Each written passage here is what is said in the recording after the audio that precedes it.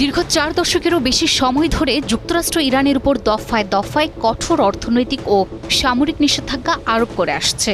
তবে সম্প্রতি ইরানকে পারমাণবিক আলোচনার টেবিলে ফেরাতে ওয়াশিংটন যখন সামরিক হুমকি, নিষেধাজ্ঞা আর অভ্যন্তরীণ অস্থিরতাকে হাতিয়ার করছে, তখন উল্টো বিপত্তির আশঙ্কা করছেন বিশেষজ্ঞরা। তারা বলছে, ট্রাম্প প্রশাসনের এই মারমুখী কৌশল তেহরানকে দুর্বল করার বদলে উল্টো শাসক গোষ্ঠীকে আরও শক্তিশালী ও সংহত করতে পারে।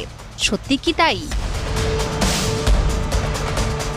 ইরান এমন এক দেশ যে কাউকে তোয়াক্কা করে না, আর তাই তো বারবারই যুক্তরাষ্ট্র তাকে নিষেধাজ্ঞার বেড়াজালে বাঁধাতে চায়।